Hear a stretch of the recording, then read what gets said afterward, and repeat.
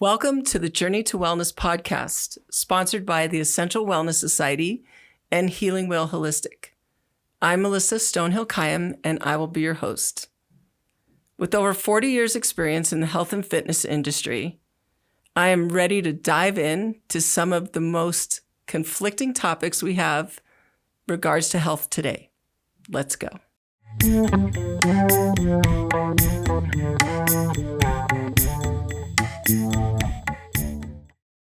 Thank you for tuning in today. So today I have a really good friend of mine here, Michele Van Keuren. And this is a woman that I had tremendous respect for the moment we met.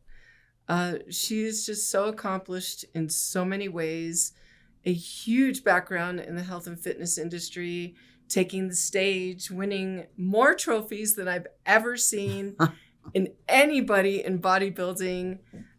Unbelievable. Phenomenal Pilates instructor, good friend, antennas like you wouldn't believe, just absolutely can figure somebody out like that, and a retired Air Force tech sergeant. And I've invited Michele onto the show today for a multitude of reasons. The great reasons of all your accomplishments in the health and fitness industry and being such a leader in that industry. And then we're going to talk about something very traumatic and touching in the way that she's navigated the most immense grief using the tools that she's gathered throughout her life. So I'm going to let her introduce herself. Hi, I'm Michele, and I grew up in Detroit, Michigan, and out of a big family of 9. I went in the Air Force right out of high school, I took an early retirement, so I served a career and then landed in a wellness module where I learned a lot about different type of diseases and things of that nature. The whole time I was in the service, I competed, so I was in a lot of different states, and I didn't actually win until I was in my 40s, and then I started winning overall. Then I got hurt, so I kind of stepped back from the competing. I probably will do it one more time, though. Once I get through all this, I won't ever get through all the grief, but once it's a little bit more healed for me. And then I actually, coming from a big family, we grew our own food. My mother was Chippewa Indian, and my father's Dutch, so those two cultures came together, and I was raised Catholic.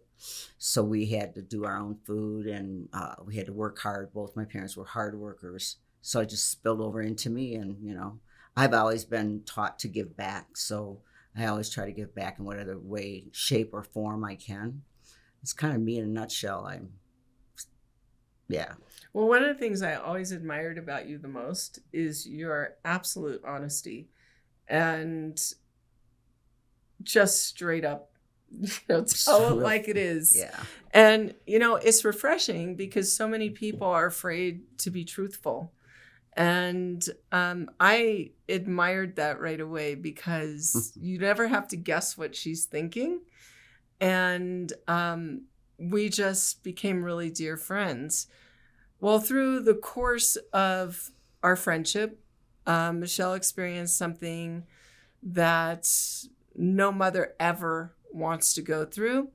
And the reason that I wanted her to come on to this podcast is because I feel like so many people have experienced grief, are experiencing grief, have had some real trauma happen to them, and don't know how to navigate it. And it's not like there's a map in a book. And one of the things that Michele has told me is that everyone reacts and navigates grief differently. But what I admire so much is the way that you are going through your grief. So in a nutshell, Michele's son was murdered. I believe it was 3 years ago, right before Mother's Day weekend. Active duty Navy who was gunned down by active duty Navy with witnesses. She still hasn't had the trial. This guy, this murderer, is still loose. And it frustrates me because there is such a lack of justice in this country. There were witnesses. It was just straight up, this is a fact. This young man was killed by this other young man. People saw it, and he's free. And it drives her crazy. Yeah. And I wanted to give her a forum, to tell her story. And, I'd love you to talk about how you were able to fall back on some of the early things that you learned through your military training, through your fitness training, through your abstinence. Like, you don't use drugs, you don't drink. And, so many people would want to numb themselves, but you have felt every single day. So I wanted you to talk a little bit about that. Okay. Well, 3 years ago on Cinco de Mayo, actually, my son was murdered, and it kind of give you a short synopsis of it. What happened was they went to dinner. They're going to have a party. It was a bunch of Navy guys with some girlfriends. After they went to dinner, they went to the store and got food, and then came back to the house and asked the girls to call their friends, more girls. So the murderer came with those girls, and I call it his sidekick, but it was someone he knew. They were there together, working together. They came in the home.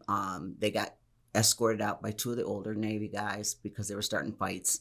And then they left and came back. They had locked the front door. They had escorted out the other people that were with them as well, the girls. And so the one individual, not the one who shot my son, but the one that was with him, they found a piece of broken fence post and went up and started hitting the door because it was locked and they wanted in. And my son unlocked the door. And so he hit him with it. And then my son's name is Donnie. He was a big guy, 6'1" and a half, 295, size 16 feet. He was a big boy. And so he jumped off the porch and said, "Get back here," and ran after the guy. And the other individual, the alleged murderer, shot my son in the heart and in the stomach, which he died probably within 30 minutes. And this was at a party, plus they had the EMT there. And so I didn't even get notified for 2 whole days. I found out before that from other sources, not from the Navy, and it was one traumatic thing after another. And Melissa knows because she was there for me when I was going through all this stuff. So it was to say that, you go into shock somewhat. And I didn't want to believe it was true for a long time, even though you wake up and you go, this nightmare is not really a nightmare, it's reality. So my thing was to get justice would help me a little bit with the closure and the healing of it. I keep saying something good has to come out of this. So I focus on the positive. I try to really just be grateful for what I have. And my beliefs are spiritual, but also religious. And so I believe that, it'll all be taken care of. And I don't know why it had to happen, why he only got to spend 23 years here. He had 1.5 years left in the Navy, and he was a nuclear engineer, which if you're listening and you're in the Navy or the armed forces, you'll know that nuclear engineer is no joke. He went through 3 long schools, and he was 3rd out of 400 sailors in his class. So not only was it a disjustice to me and my family and anybody who loved my son, but also to the nation, because there's a lot of money goes into that training, and he still had 1.5 years left on his commitment. I've had no support whatsoever from the Navy. And with my ex-husband, he's, just to be nice and put it nicely, he can't take care of himself. So I've had to deal with that through the funeral and everything. So it's just been one traumatic thing after another. When I would say I just take it 1 second at a time, and I just practice my breath and try to think about other things, which a lot of the things that I thought about are the people, the women in my family that came before me, and I knew the strong women, and so I kind of focused in on them. But the military didn't help. I had wished that the Navy would have court-martialed them and took him to the brig, but they gave him to the civilians because it happened off base. My son had lived in the barracks for 14 months, and he had just moved off base and just turned 23.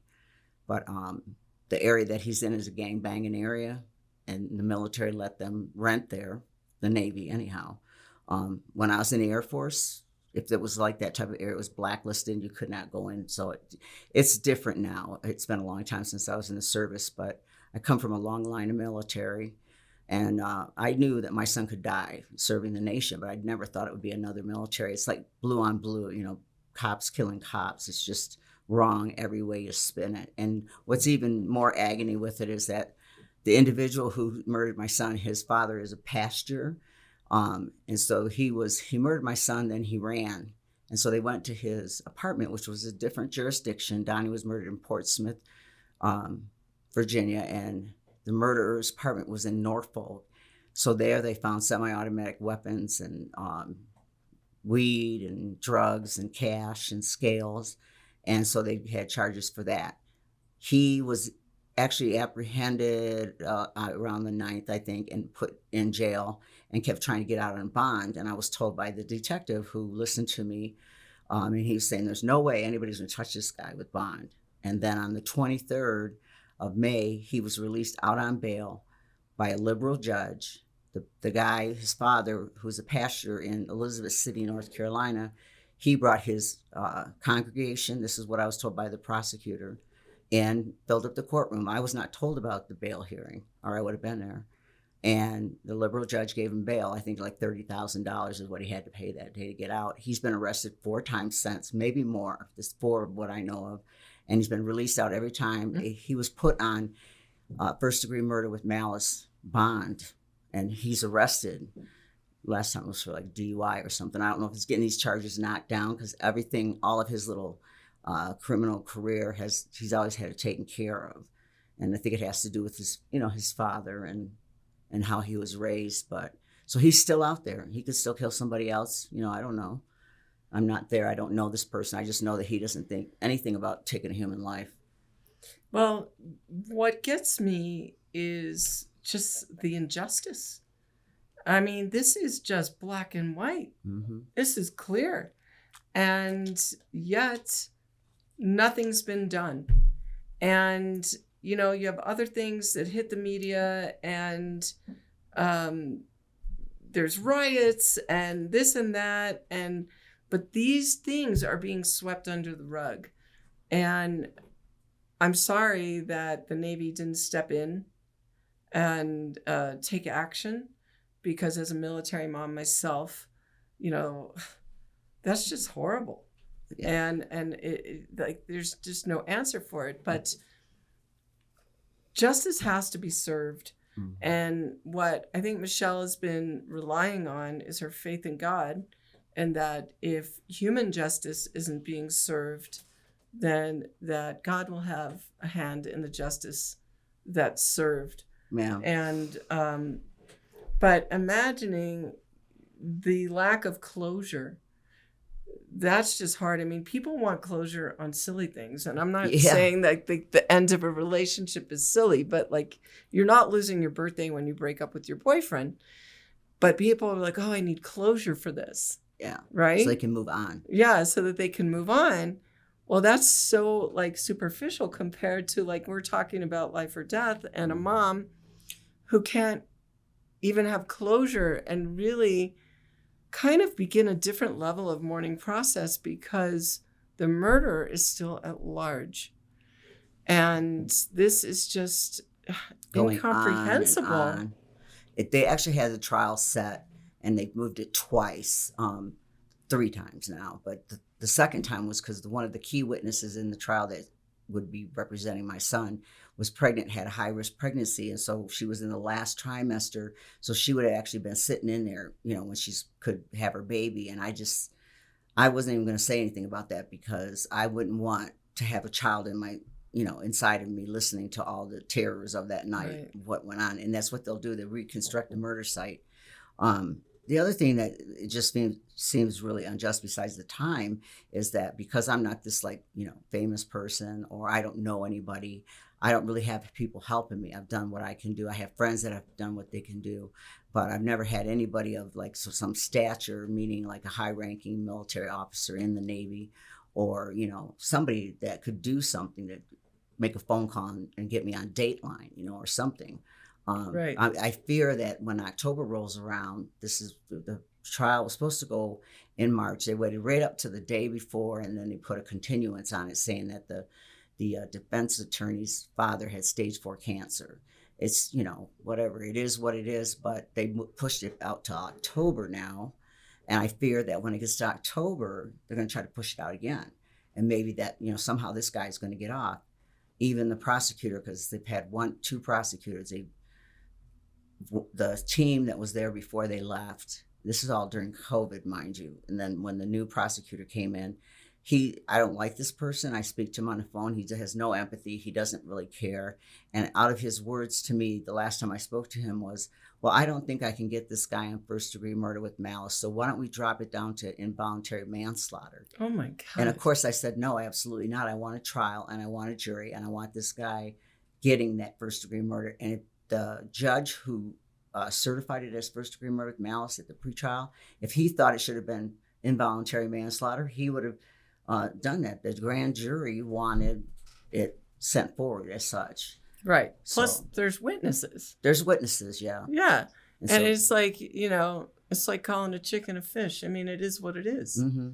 So now I do believe you created a hashtag, right? Is that hashtag Justice for Donnie? Justice for Donnie.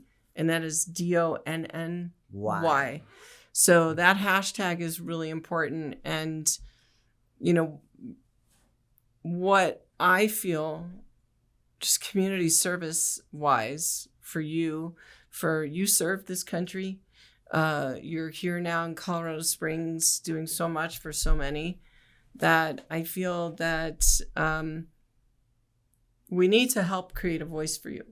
And you're right. Like if this happened to somebody who was a high-ranking official in government or an actor, or even if, unfortunately, if your son was a protected minority, there'd be riots in the street. There'd be quicker justice served. And I wanted to help in the only way that I can. I mean, like you feel as a friend, you feel helpless because I can't help her heart other than love her as much as I can, do whatever I can. But what she really needs is this guy who killed her son to pay the price for the murder that he did. And like I said, there were witnesses. So it's actually, they're playing a game with her. She mentioned that the father of the murderer is a pastor in this small town in Norfolk. No, Elizabeth City. North Carolina. It's right next to Virginia, so it's easy for the people to go there. And so I wasn't told about it. It makes me feel, and it might not be right, but I'm really spot on with stuff like that. I feel like they're working together, meaning the defense and the prosecutor, to just move it through as quick as possible and possibly take care of this guy, knock it down. He should be in prison right now. Right. And he has not. I've seen him one time. He hasn't answered to anything. As far as he goes, I'd be the same way probably if I was a criminal and I'm getting away with everything that I do. It's just like, well, what does it matter? I can do whatever I want. Right. Well, the guy's literally gotten away with murder. And what you were saying before is that he'll do it again. Right. And what's really kind of bad is my son was born in Flint, Michigan. And he went to school there all the way through until high school. He did his high school in Cobleskill, New York, where his father's from. And he was born in Flint, Michigan, which is like the high crime. And he had to leave there, go to school, and turn down an athletic scholarship because he wanted to serve his nation first. Because if the people in my family want to, that's what they do. And just to have that happen. He worked for everything he had. And we weren't not rich, There's no really white privilege there. There's everything that we worked for, you got. And he did it on brain power alone, and hard physical, strong will, I guess is what I'm saying. So this other guy, he was in the service maybe 2 years. He got kicked out. He's been kicked out now for drugs. But he was out just long enough to come in and kill. I didn't realize how much gang stuff they have ongoing in the armed forces, every branch.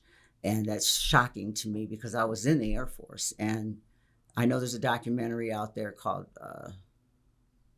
Ghetto, I don't know the second word, my short-term memory is affected, but it's all about the Navy and these floating ghetto ships, I guess they call it, and what happens on those ships. And these are active duty military.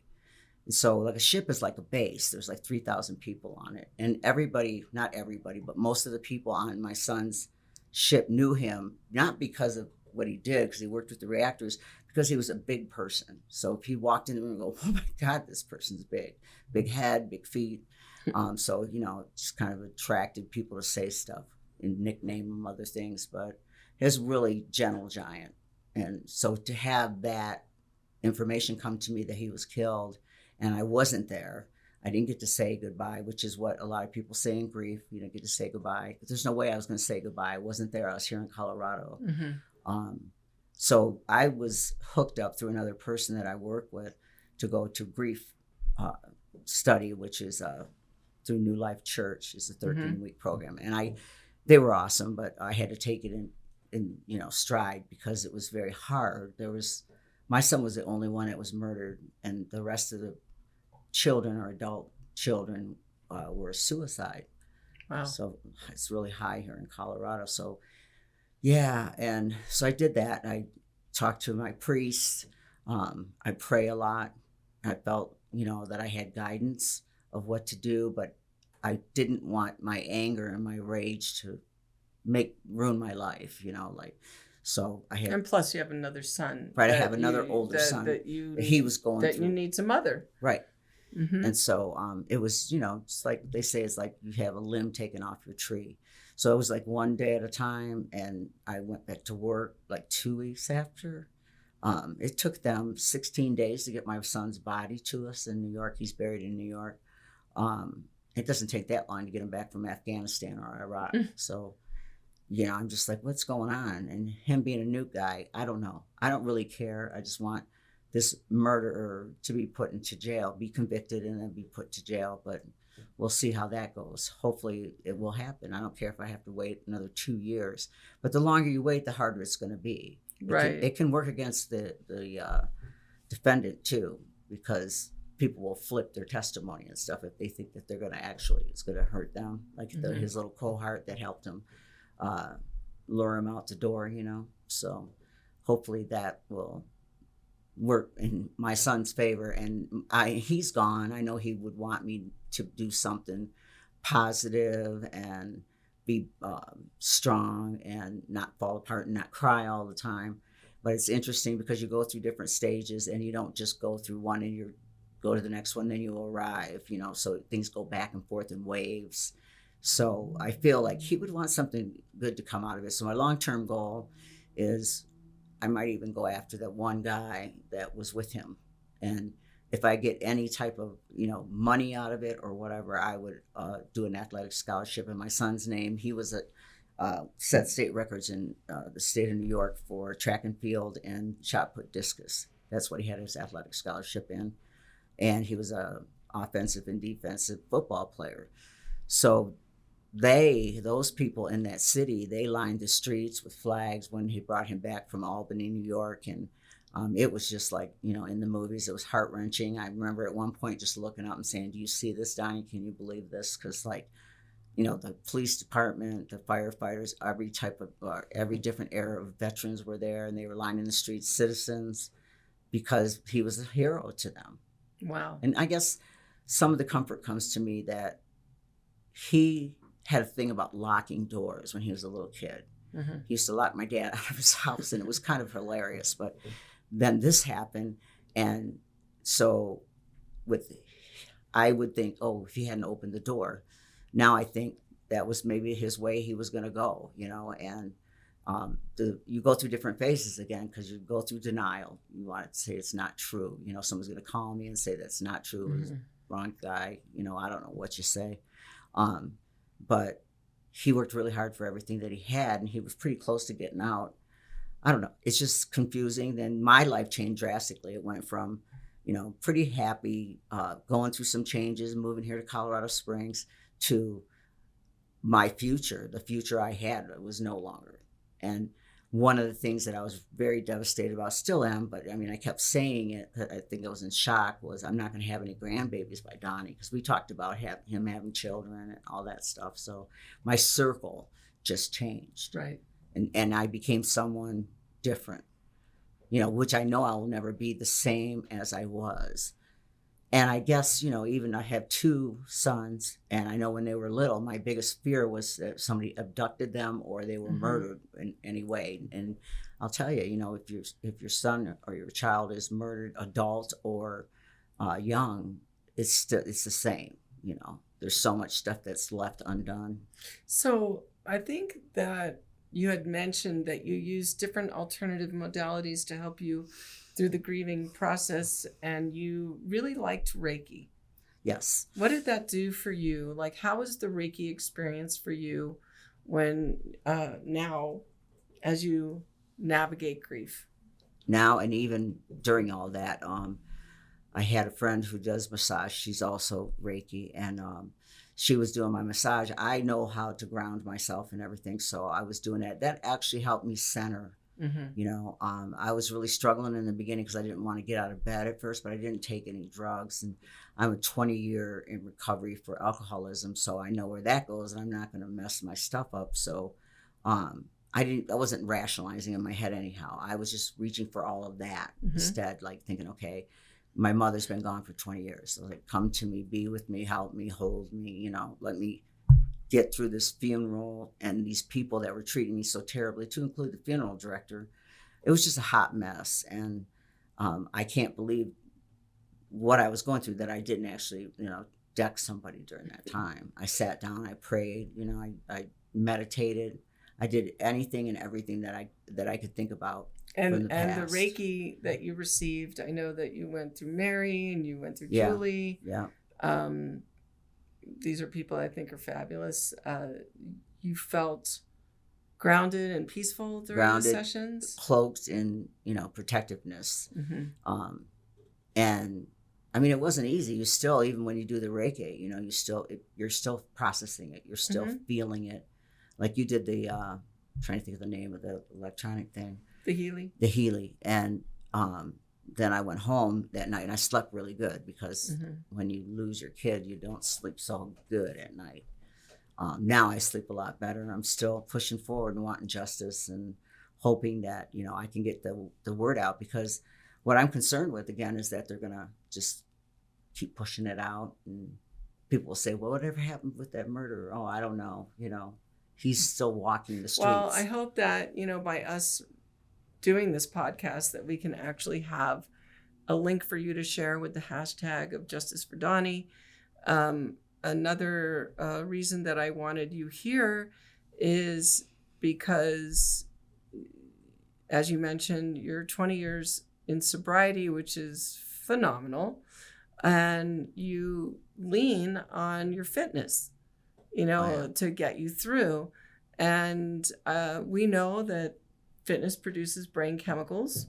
Right. And can you talk about that a little bit, about how the fitness helps you and how you help others as a trainer? Right. Well, with fitness, even if you're just walking, you're gonna increase your serotonin. Your endorphins are gonna kick in. You're just gonna feel better. I wasn't feeling anything when I was going through this, but I did walk a lot. And like I said, this was right when COVID hit and they shut us down. So he was killed in May, and then, right after that, all the stuff that was going on. And there was no gym. Sick. Yeah. And then they shut down. So I was isolated, but I was like, no, I can't just stay in my house. I have to get outside. So I walked a lot, and I parks by my house. And so that helped me. And I would meditate there too, just in nature, because nature helps a lot too. So nature, meditation, walking. Being with people who love you and care about you. Not isolating. And doing the grief work. And okay, so you mentioned a lot of really good tools, and you went to a grief group, and there's a lot of them in Colorado, and people who are involved in different, whether it's churches or community groups, can find out. And online, where there's grief counseling, but eventually you would probably be able to counsel other people as well, because you have quite a formula that you have used to get through this. And I have started some of that, meaning not counseling people, but on my online groups, I befriended a couple of women. And so whenever I see the ones that are just going through it right then, like they just lost their child, that's the ones I reach out to. And it's not any certain thing that you say. It's just to let them know, hey, you're not alone. There's others out here.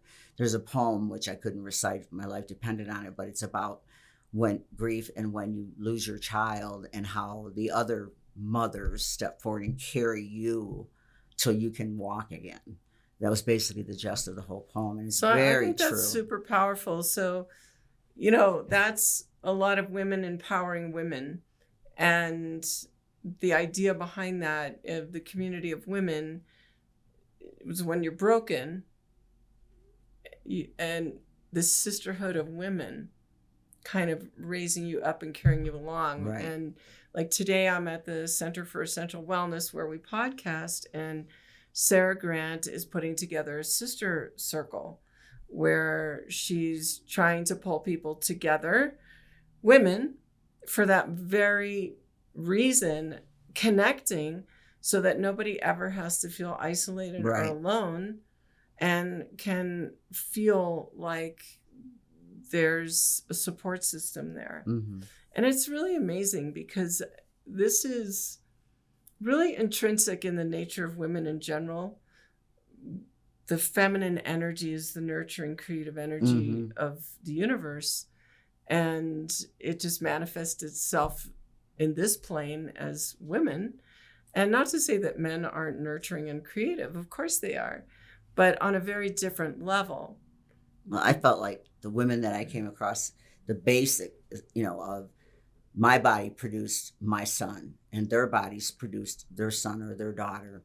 And so, a male can't have a baby. I mean, I know the other controversy over that, but that's what I felt like down to the soul of it. Mm-hmm. And when I buried my son, I felt like I was taking my essence and it was going in that grave with him. It was a part of your life. It was just so surreal going through it.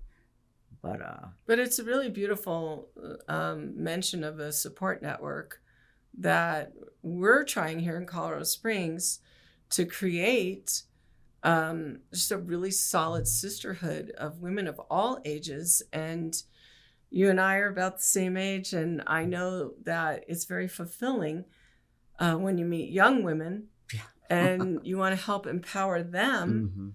They're at a different place in their life, and they're looking ahead and they don't quite know what obstacles are yet to come. And then here we are on this side going been through that, done that. Oop, if you wish somebody would have said this to me. Yeah. I was really fortunate because I come from very strong women. My grandmother, she died when I was 6 months old. So she was Indian. I didn't know her, I didn't see her all the time, but she met me.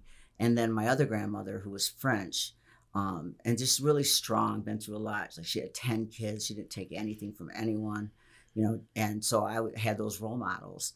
And not all women have those role models. So you see women struggling, and I try not to judge and say, well, this, that, or the other. It's more like, well, I wonder what her path has been, like why she's where she's at. And if I can help, I do, because there's a fine line between helping and hurting at times if the person's not ready, Right. And then they want you to enable them. It's like, no, it's not what I'm here for. Yeah. And, before all this happened, I mentioned in the very beginning that we gravitated towards each other. We met at work and we gravitated towards each other. I always admired your strength. You always had a strong character. And I found it humorous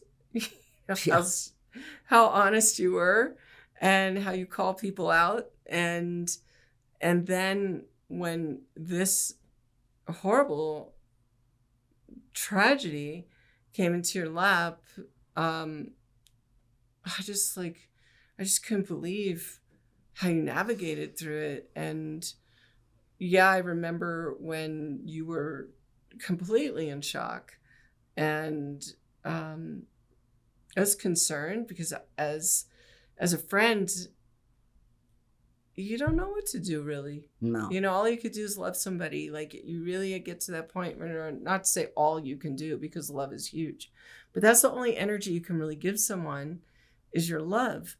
There isn't a book really that can map it out for you, of how to behave and how to act. Most people really just want to help. I got a lot of books. When you said books, I got a lot of books given to me to read through of other people's stories. You got a lot of books and a rabbit. Yeah. Oh, yeah. Rabbit. Yep. Got rid of that rabbit. Replaced it with a German Shepherd puppy. Yes. And that'll always be a joke between us. Yeah. You know, that somebody thought that this would soothe you. Here's a bunny. And here's a bunny. Clean up the bunny. Yeah, the bunny poop. And I came in and I'm like, what's with the bunny? Who brings a bunny to someone's house that was just murdered? Right. Like, really? So there's a little humor in the whole thing, you know. But I just think that we don't know until we know about, like, why did I go through this, or why was I handed this lot? These are questions, and you don't really know until you know. Right. But eventually you do know. Mm-hmm. And I feel that you eventually will have so much to give to other people that are going through these tragedies that unfortunately turn to alcohol, turn to drugs, turn to numbing, turn to anger. The anger never subsides. Yeah. That's probably the biggest thing too. And I remember when you said, you know, you made a conscious effort, you know, you were like, my son just lost his brother. He can't lose his mother too. Right. Like, you wanted to be able to step up for your other son, which, like, what a courageous, beautiful and honestly, thing to say. When I went through it, I wanted to be with my son because I just thought of him dying that way, being shot, you know, and him quickly. I mean, it happened quick. I just wanted to be with him, which is not realistic. But I remember asking your husband to drive me because I couldn't drive. I couldn't focus enough to drive down the road. Right. I could have probably gotten in an accident. And, you know, I could have been taking anti-anxiety and all that stuff. But I really just, with my recovery stuff from the past, I really just wanted to feel it. I mean, I did not wish this upon myself. I wish my son was here. But going through it, I really know in my heart the way it works for me is I have to go through it and I have to feel it and process it. I haven't done the EMDR, but that's probably going to happen. I thought I would do it after the thing. Now I'm probably going to seek it out and do it before I go to trial, and then also after the trial, because of it helps with the traumatic side of it and not triggering you. Right. It's like terrible things. If you're like, for instance, the first time this happened to me, I was in a store and I was checking out and I looked down and I saw my son's favorite candy bar. And I just thought, I just left the cart there and everything because I just wanted to bawl my eyes out. But I thought, no one even knows how bad I feel, like dead woman walking. I remember thinking that, and that's called grief amnesia, you know, where you see something and you remember all of a sudden. So that's been happening a lot. I saw a guy in the fitness center that from the back looked just like him, and I thought I was just gonna, you know, just sob. I had to walk away from my client and gather myself, go back.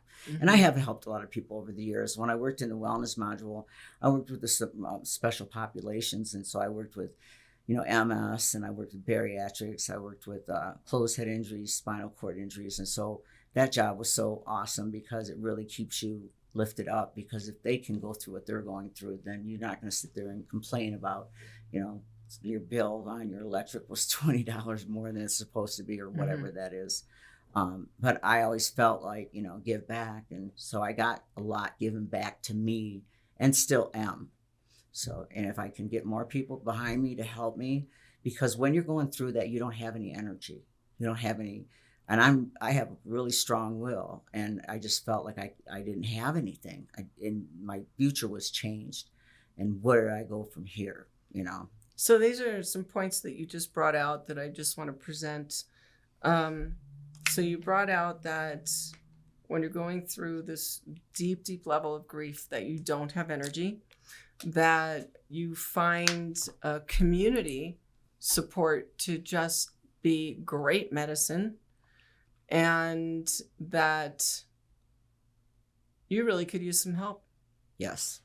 So a couple of things that I want to do to support, because this is the Journey to Wellness podcast. So if somebody is in depression, in grief, in different states of being, we want to move them through. We want to help these people. We want, Michele happens to be my good friend, but how many other people out there are suffering? Mm-hmm. So it's really important for us as a community to have an awareness, and those that can take action to take action. So what are some of the actionable things that we can do? And we can put links and podcasts in the podcast notes. Are you creating letters to a judge? The hashtag. So I'd like you to go over a little bit of things that you think are action items that people in the Colorado Springs community, and whoever's listening to this, no matter where you are in the United States, this is your government. This is someone who fought for your country. Anybody can help. You don't have to be in this community. And then when my son died, because he died active duty, even though crazy, murdered by another active duty person, I became a Gold Star mom, and my family became a Gold Star family. And my uncle was killed in Vietnam, and so my grandmother, who had 10, and he was her youngest, she was a Gold Star mom. I remember as a child asking about that flag, and her explaining to me what happened. And now I'm in the same boat, with it. But really, what I want is I want it to seem like somebody cared about my son. I mean, they sure cared enough when they were trying to recruit him out of advanced placement into the nuke program for the Navy, but yet it just seemed, I just felt like they just threw him in a casket and sent him 16 days later, to us to bury him. And they treated his father better than the military. When you have an active duty person dies, they have a first and a second designee. So when I went in, I just put my mom and my dad, and then I put, like, if I die, the insurance goes 50-50, to them. Well, my son put his dad and then me. So the way they have it now, and I don't know if it's always been that way, when they die, the first primary gets the money, and you just assume that they would split it between the mom and the dad. But he didn't do any of that, my ex. He's like I said, he's messed up. So there was all of this other stuff happening underneath. But my main thing is I want people to know who my son was, what he did, and how much he mattered, and how much, he'll be missed from my family. And it's not just for me, but for the nation too, because he did bring a lot to the table. So can you give a little contact information for you if people want to get a hold of you? Hashtag Justice for Donnie. That's a hashtag that we have to really get going. What Michele said is that her ex-husband took all the insurance money. So she has no way to navigate lawyers or anything like that. So if you're in legal and you're hearing this, she needs your help. The other thing is if people are hearing this and experiencing grief, or have been in a program, whether it's AA, NA, or whatever, and feel like they're teetering on using again, you'd be a great person for them to talk to. She's probably one of the top personal trainers in the state. So if there's a way for her to help you in the fitness modality, I understand that you are really advanced in Pilates as well. I'm getting the reformer. So do you have a website or an email? I don't have a website. My contact information would be, it's kind of a long name, but it's M Van Keuren, VanKeuren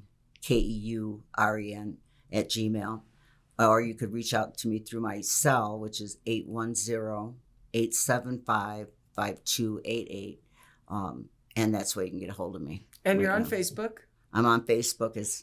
And Instagram, I'm M Van Keuren 3. And Facebook, I'm just my name, Michele Van Keuren. Okay. So we're going to have all of that stuff listed. And I really appreciate you telling your story. I know it's hard. And I hope that today's podcast can help in some way. Mm-hmm. Someone's listening and they're like, oh, I got to help this woman. Right. Or maybe there's 100,000 people listening. Yeah. But Justice for Donnie. Also reach out to Michele if you need support to stay on your program. If you're AA and you've had trauma and feel like you can't hang in there, this woman is 100% inspiration. You've heard her story. You see her here. She just came from work, rescued a dog as well. I mean, she's just keeping her life in motion. So I want to thank you for being here. Thanks for having me. Yes. And we are podcasting today from the Center for Essential Wellness. Today's podcast is sponsored by the Essential Wellness Society and Healing Wheel Holistic. And thank you so much for listening.